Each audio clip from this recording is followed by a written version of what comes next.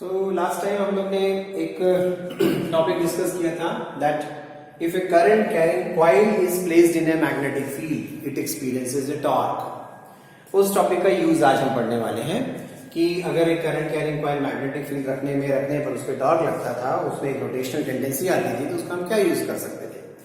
So one of the good examples to use that theory is moving coil galvanometer. हम एक galvanometer एक device बनाते हैं और फिर हम फर्दर आगे देखेंगे कि इसी टॉपिक्स में कि कैसे गैल्वेनोमीटर को हम फर्दर एक एमीटर में और एक वोल्टमीटर में कन्वर्ट कर लेते हैं। मतलब हम एक करंट मेजरिंग डिवाइस या पोटेंशियल डिफरेंस मेजरिंग डिवाइस भी बना लेंगे। लेकिन एनी हाउ इस मूविंग कॉइल गैल्वेनोमीटर का जो बेसिक प्रिंसिपल है और इसका जो काम है वो पहले समझ लें। First of all it is a very sensitive device है, हाईली सेंसिटिव डिवाइस होता है। इस डिवाइस का काम कुछ नापना नहीं है। ये डिवाइस कुछ नाप नहीं रहा, ना करंट नाप रहा है, ना वोल्टेजेस नाप रहा है, कुछ भी नहीं नाप रहा है। इसका सिर्फ काम है डिटेक्ट करना कि yes in a circuit there is a current, whether there is a potential difference applied or not। अगर किसी दो टर्मिनल्स के बीच में कोई पोटेंशियल डिफरेंस है तो ये गैल्वेनोमीटर उन दोनों पॉइंट्स के बीच कनेक्ट करने पर ये डिटेक्ट कर लेगा कि हाँ दोनों के बीच में पोटेंशियल डिफरेंस है, क्योंकि उसमें से करंट फ्लो होने लगेगा। लेकिन वो कितनी करंट फ्लो कर रहा है, हाँ वो कम है या ज्यादा है, ये नहीं बता सकता। बस अंदाजा लगाएगा कि पहले करंट कम थी अब ज्यादा हो गई है, पहले से कम है ज्यादा हो गई है, पहले से कम हो गई है, लेकिन कितनी हो गई है मैग्नीट्यूड ऑफ करंट डिटेक्ट नहीं करता। It is not a device to measure anything. I said it is a device used to only detect the flow of charge. किसी सर्किट में अगर करंट का फ्लो हो रहा है, चार्ज का फ्लो चल रहा है, वो उसको डिटेक्ट कर लेगा, वो उसके मैग्नीट्यूड्स नहीं बताता। मैग्नीट्यूड्स अगर नापना है तो हमें इसे पहले कन्वर्ट करना पड़ेगा इनटू अ एमीटर। ओके, अब ये किस प्रिंसिपल पर बेस्ड है? जो मैंने कहा लास्ट जो हम लोगों ने टॉपिक पढ़ा था उसी प्रिंसिपल पर बेस्ड था कि अगर हमने एक कॉइल बनाई थी, किसी भी शेप की हो सकती है, वैसे तो हमने थ्योरी में रेक्टेंगुलर शेप लिया था, बट वो शेप इमटेरियल था, उसका एरिया इंपॉर्टेंट था कि whenever A current carrying loop is placed in a magnetic field it experiences a torque, और वो टॉर्क था आपका NIAB sin थीटा, जिसमें n क्या था? n was number of turns in that coil, I was the current we were passing into that coil, A was area of each loop, each turn in that coil, and B was the applied magnetic field। किसी angle theta पर जब area vector magnetic field के साथ हमने देखा था, angle theta बना रहा था। यू शुड रिमेंबर कि वो जो डायग्राम में मैंने एरिया वेक्टर ड्रॉ किया था और मैग्नेटिक फील्ड वेक्टर ड्रॉ किया था, उन दोनों के बीच में एंगल थीटा क्या था? तो एंगल थीटा पर टॉर्क कितना था? लेकिन अगर वो थीटा 90 था तो हमने देखा था टॉर्क वाज मैक्सिमम NIAB। अगर वो थीटा को कांस्टेंट रखा जाए किसी तरीके से, नंबर ऑफ टर्न्स कॉइल में तो कांस्टेंट होती है, एरिया ऑफ द लूप भी कांस्टेंट है, अप्लाइड मैग्नेटिक फील्ड जो एक एक्सटर्नल फील्ड है वो भी अगर कांस्टेंट है, तो हम क्या देख सकते हैं कि उस केस में टॉर्क करंट के प्रोपोर्शनल हो जाएगा। तो दैट वे एक टॉर्क किसी कॉइल पे लगने वाला टॉर्क उसकी करंट को रिप्रेजेंट करने लगता है ना।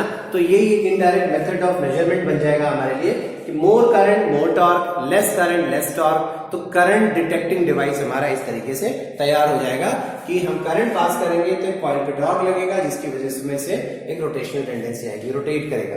अगर वो नहीं रोटेट करने की टेंडेंसी शो कर रहा है, इसका वाला करंट नहीं है। So that is how galvanometer is a device which is used to detect current. I told you not to measure the current. Let us see इस डिवाइस का कंस्ट्रक्शन कैसा है। आपके लैब्स में जो डिवाइस गैल्वेनोमीटर्स मिलेंगे, they are portable type of galvanometers. उनको हम कहते हैं वेस्टर्न गैल्वेनोमीटर्स, वेस्टर्न, या उसको हम कहते हैं पिवोटेड टाइप। ओके, ये गैल्वेनोमीटर्स थोड़े से लेस सेंसिटिव होते हैं। आपके जो लैब्स में गैल्वेनोमीटर्स होते हैं, पिवोटेड टाइप गैल्वेनोमीटर्स, ये गैल्वेनोमीटर्स प्रिंसिपल वही है, लेकिन ये थोड़े से पोर्टेबल होने की वजह से हम लोग इनको लैब्स में फ्रीक्वेंटली यूज करते हैं। जो डिवाइस हम पढ़ रहे हैं वो है, इसको हम कहते हैं this type of galvanometer is called as a ballistic galvanometer. Ballistic galvanometer, ये इसको कहते हैं मूविंग कॉइल सस्पेंडेड टाइप। ये पिवोटेड टाइप है, ये है सस्पेंडेड टाइप। सस्पेंडेड मतलब इसमें जो कॉइल है वो एक मैग्नेटिक फील्ड के बीच ऐसे लटका दी गई, सस्पेंड कर दी गई। पिवटिंग कर देना मतलब दो एक्सिस के बीच में कॉइल्स को फिक्स कर देना, जिससे कि जब करंट पास करे तो वो एक्सिस पर घूमे। तो एक्सिस पे फिक्स कर देने से ऐसे दो हिंजेस लगा दिए जाते हैं और उसके बीच में वो घूमता है कॉइल।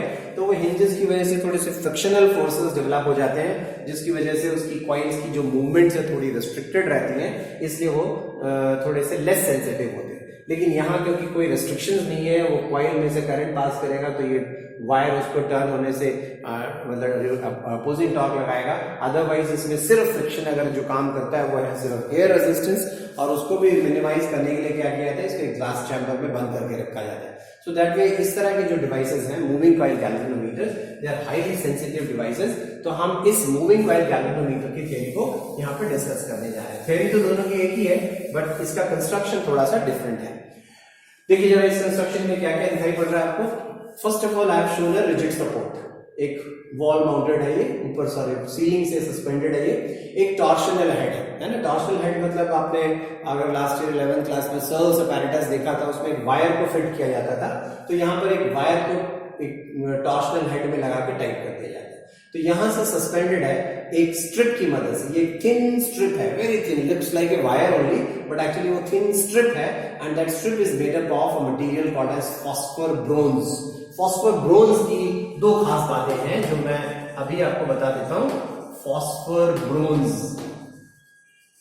ओके, क्यों यूज किया गया, इसकी दो खास बातें हैं। पहली बात की ये गुड कंडक्टिंग है, इसलिए यूज किया गया है। दूसरी की इसकी जो टॉर्शनल कांस्टेंट है वो बहुत लो है, लो टॉर्शनल कांस्टेंट।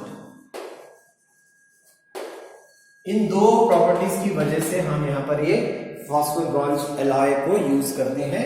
तो ये फॉस्फर ब्रॉन्ज एलॉय का बना हुआ एक बहुत पतला सा ribbon like thin strip like structure है, इससे ये लटका दिया गया है। ठीक है, इस स्ट्रिप से एक कॉइल, देखिए ये कॉइल जो है, this is coil and this coil is made up of copper. Copper की कॉइल है ये, और ये कॉपर की कॉइल्स की देखिए वाइंडिंग्स बनाई गई है इस तरीके से। एंड ये वाइंडिंग्स बनाई गई है एक आयरन कोर के ऊपर, मतलब सोचिए कि कैसा आयरन कोर है, उसके ऊपर इस तरह से एक कॉपर की वायर्स की वाइंडिंग्स बनाई गई है। अगर सिलेंडर पर आप इस तरह से एक सिलेंड्रिकल कोर पर इस तरह की वाइंडिंग्स बनाएंगे, कैन यू इमेजिन उसका शेप कैसा बनेगा? हाँ, this way this way this way this way, ऐसा शेप बनेगा उसका। The shape will be a rectangle, right. तो इसका एक रेक्टेंगुलर शेप दिखाई पड़ रहा है जो कि कोर के ऊपर बनाया गया। There is an iron core, और ये रेक्टेंगुलर कॉइल जो बनाई गई है उसके जो दोनों एंड्स हैं, एक एंड यहां पर है और एक एंड यहां पर है।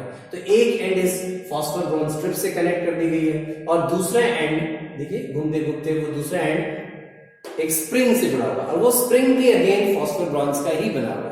मतलब ये स्ट्रिप और ये स्प्रिंग दोनों सेम मटेरियल के हैं। ओके, अब देखिए ये स्ट्रिप से लटका दिया गया, नीचे स्प्रिंग लगा दिया गया है। तो ये तो ऐसे एज इफ कॉइल को पकड़ लिया इसने, कि अगर इस कॉइल को आपने ऐसे घुमाया तो स्प्रिंग ट्विस्ट होगा, टाइट होगा, और ये वाली जो स्ट्रिप है वो भी ऐसे ट्विस्ट होने लगेगी। मतलब अगर आपने इस कॉइल को घुमाया, जरा सा भी घुमाया, तो इसके और इसके ट्विस्ट होने की वजह से वो उसको वापस घुमाने की कोशिश करेगा।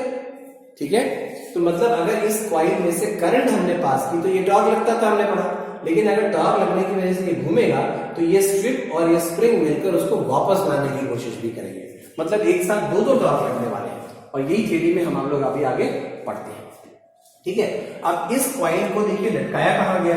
It is being suspended between two magnetic poles. Can you see those two magnetic poles, north pole and south pole. और डायग्राम में देखिए जरा समझने की कोशिश करिए कि ये जो कॉइल है इस तरह के दो पोल्स के बीच में नहीं है, ये नॉर्थ और साउथ पोल नहीं है, ये ऐसे सिलेंड्रिकल कोर्स है। इनका जो सरफेस है इन पोल्स का, वो सरफेस जो है ऐसा कर्व्ड है, ऐसा सिलेंडर है, और इसके बीच में वो सिलेंड्रिकल कोर ऐसा सस्पेंडेड है। ऐसा सोचिए, आप समझ में आ रही मेरी बात? ऐसा सिलेंड्रिकल कोर बनाकर, मतलब कोर के मैग्नेट्स के पोल्स ऐसे फ्लैट ना बनाकर ऐसे कट्स बनाए गए हैं उनको सिलेंडर, और वो लगभग ऐसा सिलेंड्रिकल कोर बन जाता है। मतलब ऑलमोस्ट टचिंग रहते हैं, उनको यहाँ जो टच कर रहा है वो जरा सा गैप क्रिएट कर दिया जाता है, ऐसा क्रिएट कर दिया जाता है। और ये मैग्नेटिक पोल्स इधर चला गया, एक नॉर्थ पोल इधर चला गया। तो north pole and south poles के बीच में यहाँ पर एक कोर लटका हुआ है, और उस पर एक कॉइल की वाइंडिंग की जाती है। ठीक है, तो ये मैग्नेटिक फील्ड प्रोड्यूस करने के लिए दो मैग्नेटिक पोल्स यूज किए गए हैं, north pole and south pole. इसके बीच में ये कॉइल सस्पेंड है। एक चीज और दिखाई पड़ रही है कि इस स्ट्रिप के ऊपर एक मिरर चिपका हुआ है। ये एक कॉनकेव मिरर है। इस मिरर का पर्पस क्या है? देखिए, आपके लैब्स में जो गैल्वेनोमीटर्स होते हैं उसमें तो एक नीडल दिखाई पड़ती है कि जब वो नीडल इस कॉइल के ऊपर ही बिल्कुल पेस्टेड रहती है कि जैसी करंट आप पास करते हैं ये कॉइल टर्न होती है, घूमती है, तो वो घूमती है तो वो नीडल भी डिफ्लेक्ट होती है, और वो नीडल डिफ्लेक्ट होती है इस प्रकार से, तो वो यहाँ पर एक स्केल लगा दिया जाता है, उस स्केल के ऊपर वो डिफ्लेक्ट होती है ना। तो ये डायरेक्ट डिफ्लेक्शन दिखाई पड़ती है उसमें। लेकिन यहाँ पर ये बहुत ज्यादा सेंसिटिव डिवाइस बनाया गया है, यहाँ पर कोई नीडल नहीं है। नीडल नाम की जगह क्या रखा गया है? यहाँ पर इस मिरर के ठीक सामने, यहां से ठीक सामने आगे करीब 1-1.5-2 मीटर के करीब वहां से एक लैंप रखा जाता है, ठीक है। उसको हम लैंप एंड स्केल अरेंजमेंट्स कहते हैं। स्केल अरेंजमेंट मैं जस्ट एक थोड़ा सा छोटा सा डायग्राम के फॉर्म में बनाकर आपको समझाने की कोशिश करता हूं कि कैसा होता है। कि इसके ठीक सामने, मतलब यहां पर आपको ये मिरर दिखाई पड़ रहा है, ये छोटा सा मिरर जो कि स्ट्रिप से सस्पेंडेड है, ठीक है। इसके ठीक सामने, ठीक सामने यहां एक लैंप रखा हुआ है, एक lamp, this is a lamp. एक छोटा सा होल बना दिया जाता है उसमें, फाइन पिन होल जैसा उसमें से होल बना दिया जाता है, and that when the lamp is put on, light comes from that lamp on that mirror, ठीक है, and that light reflects back. Actually वो थोड़ा सा टिल्ट कर दिया जाता है, स्लाइटली लैंप को नीचे टिल्ट कर दिया जाता है, ऐसा कि लाइट थोड़ी सी ऐसे बेंड होकर आ रही है, मतलब वो ऑलमोस्ट हॉरिजॉन्टली दिखाई पड़ेगा, आपको पता नहीं चलेगा ये ऐसे आ रही है, and it is reflected back, वापस आ रही है। और यहां लैंप के ठीक ऊपर यहां एक स्केल लगा दिया है, और वो लाइट उस स्केल के ऊपर वापस रिफ्लेक्ट होकर आती है, ठीक है। जहां पर वो लाइट रिफ्लेक्ट होकर आती है स्केल पर, हमें उस स्केल पर एक स्पॉट ऑफ लाइट दिखाई पड़ता है, डॉट दिखाई पड़ता है, ठीक है। और इस स्केल को ट्रांसलूसेंट बनाया जाता है तो हम उसको पीछे से भी देख सकते हैं, तो यहाँ पर वो स्पॉट ऑफ लाइट हमें दिखाई पड़ता है। जहां वो स्पॉट दिखाई पड़ते हैं हम स्केल को एडजस्ट करके उसको 0 मार्क पर ले आते हैं, 0 मार्क, और फिर उस स्केल पर बोथ साइड्स इस तरह से निशान है, 0 से 50 निशान यहाँ है, 0 से 50 डिविजन का निशान यहाँ है। सो अब अगर ये मिरर घूमा, डिफ्लेक्ट हुआ, तो लाइट तो एक ही जगह से आ रही है, लेकिन अगर लाइट ऐसे आकर मिरर इधर डिफ्लेक्ट हो गया तो रिफ्लेक्ट होकर वहां पर यहाँ आएगी, तो ये लाइट यहाँ चली आती है। अगर वो मिरर उधर डिफ्लेक्ट हुआ तो लाइट डिफ्लेक्ट होकर यहाँ चली आए, मतलब हमें इस स्केल पर ये स्पॉट ऐसा टू एंड फ्रो मूव होता हुआ दिखाई पड़ेगा। जैसे आपके लैब्स में गैल्वेनोमीटर की नीडल्स टू एंड फ्रो घूमती हैं, लेफ्ट एंड राइट डिफ्लेक्ट होती है, वैसे यहाँ पर एक लाइट का स्पॉट उस स्केल पर टू एंड फ्रो मूव करता हुआ दिखाई पड़ता है। तो इसलिए ये डिवाइस बड़ा सेंसिटिव हो जाता है कि अगर मिरर ने जरा सा भी डिफ्लेक्शन किया, थोड़ा सा भी डिफ्लेक्ट हुआ, तो आपको यहाँ पर एक बहुत बड़ा सा डिफ्लेक्शन स्केल पर नजर आता है, क्योंकि आपने काफी डिस्टेंस पे रखा होता है, करीब मैंने कहा 1.5 से 2 मीटर की दूरी पे रखा होता है, तो ये डिस्प्लेसमेंट्स बहुत ज्यादा स्ट्रांगली हमें दिखाई पड़ते हैं।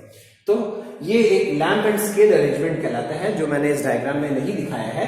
The purpose of that lamp and scale arrangement is to just see the deflections produced whenever a current is made to pass through it. Now इस थ्योरी में हम इस गैल्वेनोमीटर की थ्योरी समझें, उसके पहले हमें यहाँ पर यह समझना पड़ेगा कि ये जो मैग्नेट्स इसमें यूज किए गए हैं उनके पोल्स ऐसे सिलिंड्रिकल शेप्ड क्यों हैं, हाँ, मतलब वो ऐसे फ्लैट्स क्यों नहीं है। What is the advantage, what is the use of these cylindrical poles? Let us try to first of all understand that concept. Okay?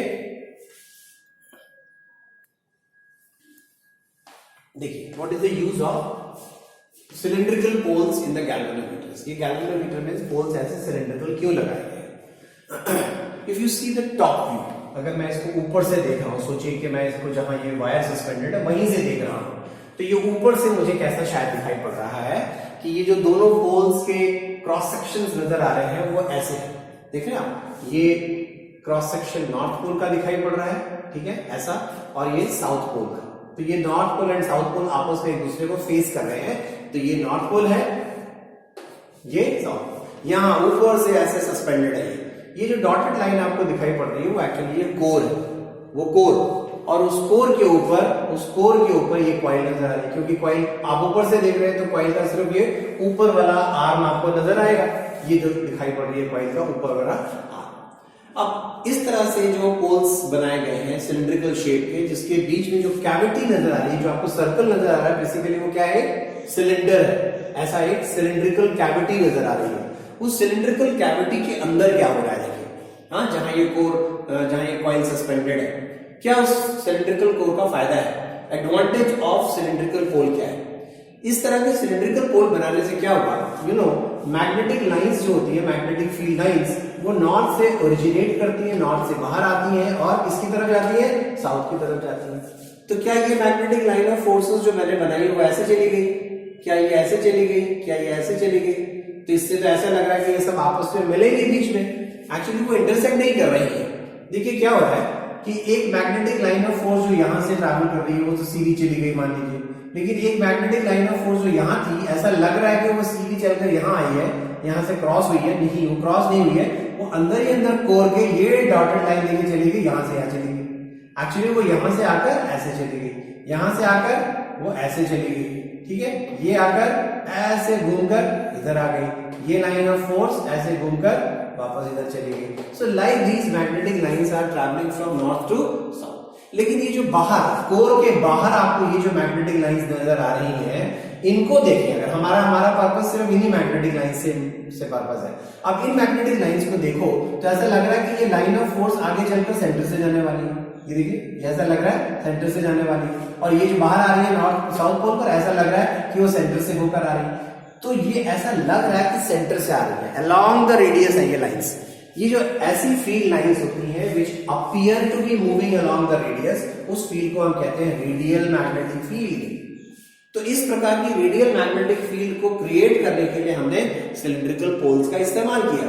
तो what is the advantage of cylindrical poles? मैंने यही बात लिखी है कि that it is used to produce radial magnetic field. Radial magnetic fields are produced by the use of cylindrical poles. But क्यों बनाया भाई हमने radial magnetic fields create ही क्यों किए? What is the advantage of using these radial magnetic fields? मतलब पहला सवाल था कि सिलिंड्रिकल पोल्स क्यों बनाए, उसका जवाब मिला कि सिलिंड्रिकल पोल्स भाई हमने इसलिए बनाए कि वो रेडियल मैग्नेटिक फील्ड बनाए। रेडियल मैग्नेटिक फील्ड का मतलब क्या होता है कि magnetic lines originating from north and terminating on south, they appear to be traveling along the radius, although inside the core they are not traveling along the radius, लेकिन ऐसा लगता है कि जहां से वो स्टार्ट होते हैं, जहां पर वो एंड होते हैं, वो सब ऐसा लग रहा है कि along the radius जा रहे हैं, up to the core at least वो along the radius ट्रैवल कर रहे हैं। लेकिन इस रेडियल मैग्नेटिक फील्ड का फायदा क्या हुआ? देखिए आगे बढ़ते हैं। ड्यू टू विच, इस रेडियल मैग्नेटिक फील्ड की वजह से क्या हुआ? Due to which for any orientation of the coil, orientation, जैसे ये देखिए कॉइल यहां पर अभी दिखाई पड़ रही है, ये कॉइल यहां दिखाई पड़ रही है, ठीक है, कॉइल का ये जो एज है, ऊपर वाला एज, वो ऊपर वाला एज यहां दिखाई पड़ रहा है, ठीक है, मतलब कॉइल इस तरह से, इस तरह की कॉइल है ये। अगर ये कॉइल का प्लेन है, मैं अगर इस पर एरिया वेक्टर ड्रॉ करूं तो वो एरिया वेक्टर इधर है, इधर है, ठीक है। अब देखिए जरा इसके इन दोनों एंड्स के साथ जो मैग्नेटिक फील्ड लिंक है, केवल इन दोनों को देखना है, अंदर की मैग्नेटिक फील्ड से हमें कोई मतलब नहीं है, क्योंकि याद करो हमने जो लास्ट थ्योरी डिराइव की थी उसमें देखा था कि जो ऊपर और नीचे वाली एजेस थी उनकी वजह से टॉर्क प्रोड्यूस नहीं हुआ था, टॉर्क प्रोड्यूस हुआ था सिर्फ इन बाहर वाली इन लॉन्ग एजेस की वजह से। तो यहाँ पर जो मैग्नेटिक फील्ड लिंक है उन्हीं की वजह से फोर्स लग रहा है, इसलिए ऊपर नीचे की आर्म से कोई मतलब नहीं है। यहाँ जो अंदर जा रहा है एक आर्म, यहाँ जो अंदर आर्म जा रहा है, उस पर ये मैग्नेटिक फील्ड काम कर रही है। तो इस मैग्नेटिक फील्ड का डायरेक्शन एरिया वेक्टर के साथ देखिए मैच करिए, एंगल कितना दिखाई पड़ रहा है 90 डिग्रीज। और अगर angle between area vector and magnetic field vector 90 होता है तो टॉर्क कितना लगता है NIAB। अगर उसका कॉइल में से करंट I भेजी जाए तो नंबर ऑफ टर्न्स अगर N था, एरिया ऑफ द कॉइल था A, तो the torque on the coil is NIAB sin theta, that means 90, तो it is NIAB maximum torque. मान लीजिए अब ये कॉइल इस करंट की वजह से डिफ्लेक्ट हो जाती है and this reflects to this new position, वो इस न्यू पोजीशन पर आ जाती है, ठीक है। अब अगर मैं इस वक्त एरिया वेक्टर ड्रॉ करूं, so the area vector is along this direction, this is area vector. और अब अगर हम उसकी मैग्नेटिक फील्ड को देखें, this is the magnetic field linked, magnetic field and area vector are, can you see, still perpendicular to each other. मतलब current flow करने से कॉइल डिफ्लेक्ट तो होता है, कॉइल डिफ्लेक्ट होने के साथ साथ एरिया वेक्टर अपना डायरेक्शन चेंज करता है, बट जिस मैग्नेटिक फील्ड के साथ वो लिंक्ड होता है वो एंगल 90 डिग्री से चेंज नहीं हुआ है। So the advantage is due to which for any orientation of the coil in the magnetic field, angle between direction of area vector and magnetic field vector remains as 90 degrees. वो 90 बना रहता है और उसका advantage क्या है कि अगर 90 बना हुआ है the torque will be constant as NIAB. तो देखिए टॉर्क सिर्फ किस पर चेंज करेगा, टॉर्क सिर्फ तभी चेंज करेगा अगर आप उस कॉइल में से करंट वैरी करेंगे. That means torque will be proportional to I. So that was the theory. ये हमने बात की थी कि गैल्वेनोमीटर जो किस प्रिंसिपल पर बेस्ड है कि that more is the current, more is the torque. Torque तभी चेंज होगा जब करंट चेंज होगा. अगर करंट को कांस्टेंट रखेंगे तो N, A और B ये तो कांस्टेंट है ही.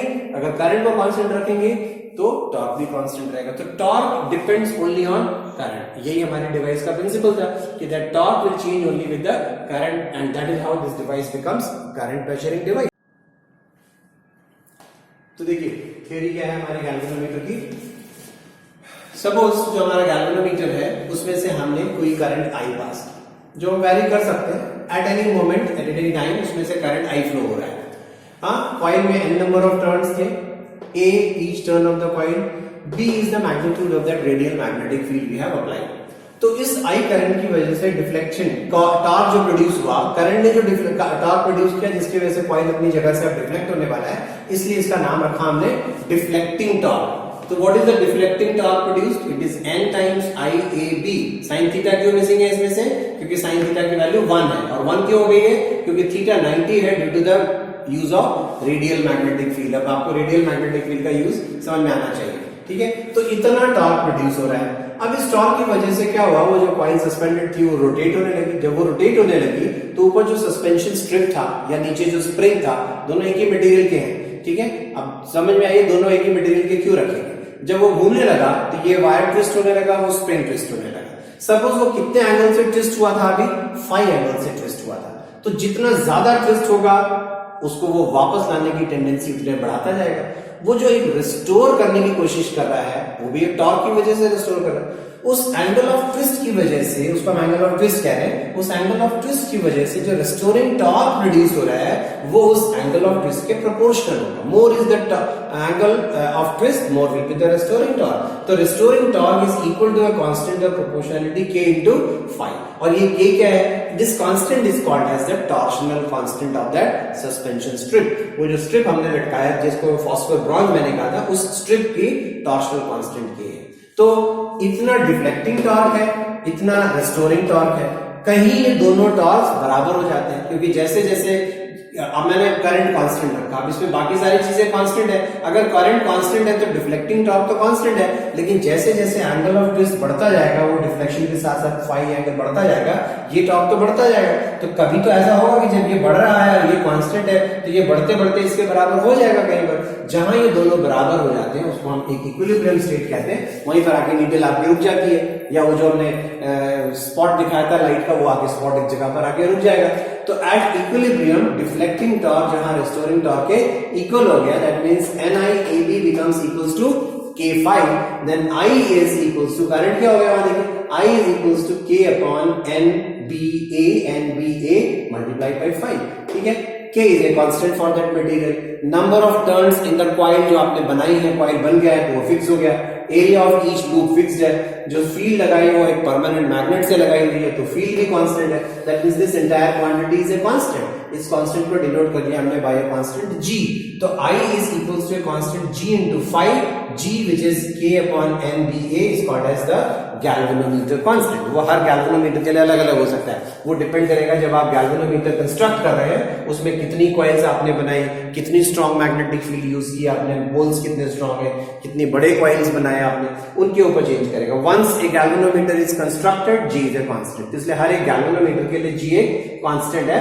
तो इस थ्योरी के बेसिस पे क्या मिल गया कि now current is proportional to the deflection produce. कि कितना कॉइल डिफ्लेक्ट हुआ, जितना ज्यादा डिफ्लेक्ट हुआ उतनी ज्यादा करंट, कम डिफ्लेक्ट हुआ कम current. No deflection produce means no current.